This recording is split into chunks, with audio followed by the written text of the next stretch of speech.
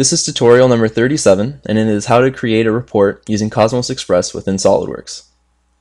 We're going to be using the completed part from tutorial number 35 after we've done the analysis on it. Now let's click the COSMOSXpress Analysis Wizard, and as we've already done all the analysis on it in tutorial 35, we're able just to click Generate a Report under the Results tab and click Next.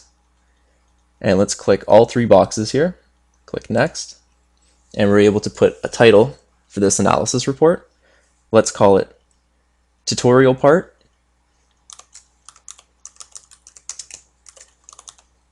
And for the author name, I'm going to put JP.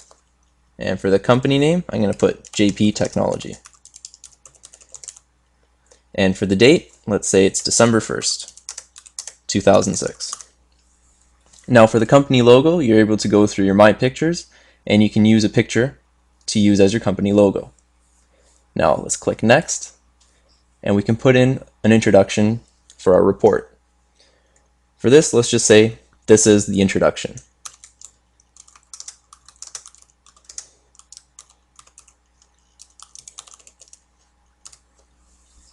Click Next, and for the conclusion, we're able to write a conclusion of what we found through this analysis, and again, let's just say this is the conclusion.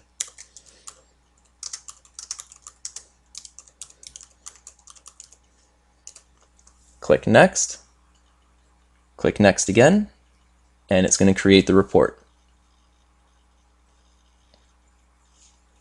Now it's created the report in an HTML file, so let's open it up, and we're able to view our report.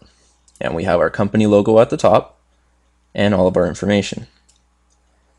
Now here's our table of contents, and as you go down you can see everything that we've created.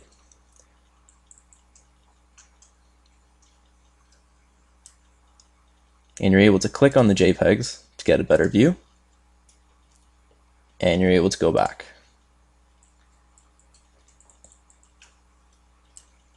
Now this is a great tool if you want to create a report to send out to other people, and just a great way to show all your data and your results using the COSMOSXpress.